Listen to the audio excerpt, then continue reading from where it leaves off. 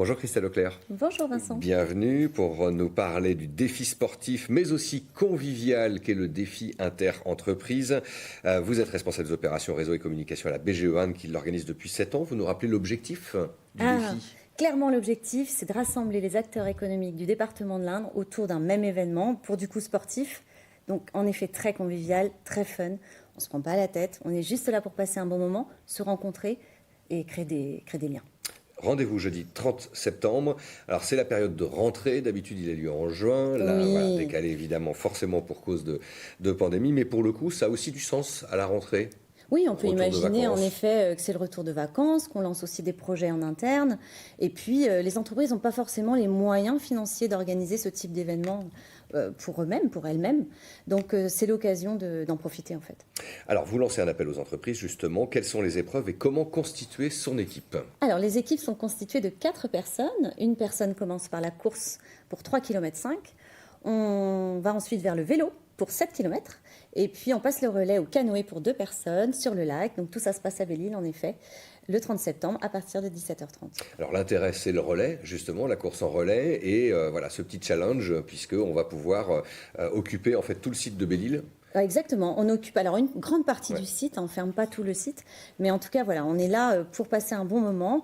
Ce défi finalement, il rentre exactement il s'inscrit dans la prise en compte du RSE, ce qu'on appelle aujourd'hui la responsabilité sociétale des entreprises, que ce soit sur l'aspect environnemental, économique et social pour du coup, puisque l'idée c'est l'interaction entre les collaborateurs avec leurs dirigeants, et puis aussi l'interaction entre les acteurs économiques du département.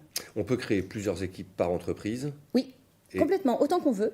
Ok. Et puis aussi, on peut Et venir si seul. je suis tout seul, je suis artisan, commerçant, je suis tout Voilà, seul dans exactement. l'entreprise. Nous, on va constituer une équipe, donc c'est absolument pas un problème. Au contraire. Donc ça va encore ressouder des liens pour le Oui. coup et puis se faire connaître justement des entreprises du territoire. Ah oui, Il y a c'est des du réseau. Il y a des fidèles. Ah oui, on a depuis des 7 ans. fidèles depuis de nombreuses années. Et puis, on a aussi des nouvelles entreprises qui s'inscrivent, des pharmacies, par exemple.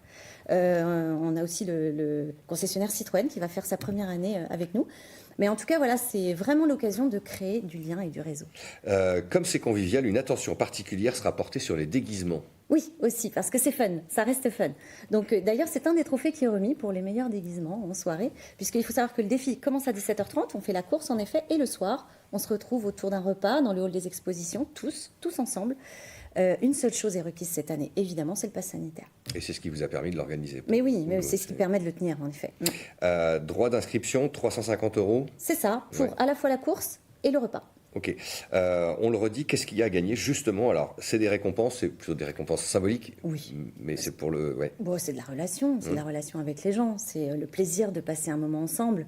On aura en plus une invitée de marque qui est Viviane Dorsil, qui est une athlète, qui a remporté de nombreuses coupes, de nombreuses médailles, dont la dernière en titre, la championne du monde master du 400 mètres haies en 2015, donc c'est pas vieux. C'est quelqu'un qui est très investi ici auprès des jeunes, puisqu'elle dirige le club athlétique de la Berrichonne et elle essaie de transmettre tous les bienfaits du sport et toutes les valeurs du sport. Une habituée du MAC des Sports de Laurent Fortin. Ah oui. On va afficher votre numéro de téléphone pour pouvoir s'inscrire. Il est encore temps. Combien d'équipes inscrites à ce jour? Il y a encore une semaine, un peu plus d'une semaine. C'est ça, on clôt les inscriptions vendredi. On est à 70 inscriptions à ce jour, ce qui est très bien. Donc vous pouvez jusqu'à cette fin de semaine au numéro de téléphone qui s'affiche nous contacter. Et puis j'en profite pour remercier nos partenaires qui sont la région Centre-Val de Loire, le département de l'Indre et Châteauroux Métropole pour son aide logistique. Combien il y avait de personnes l'année dernière et les années d'avant? Alors peut-être l'année dernière, mauvais exemple. Alors, mais... ben oui, mauvais exemple l'an dernier, parce que là, pour du coup, Ouais. c'était compliqué. Il y avait 32 équipes l'an dernier, mais si on prend l'exemple de 2019, c'était 200. Donc, prochain objectif, l'année prochaine, ce sera ça. On le redit, c'est sportif, mais voilà, on n'y va pas non plus pour Très la sympa. gagne. Si on, voilà, Très c'est sympa. pas- ouais. L'objectif, c'est derrière, passer un bon moment. Merci beaucoup, Christelle Auclair, responsable des opérations réseau et communication à BGE1. Merci à vous. Merci à vous, Vincent.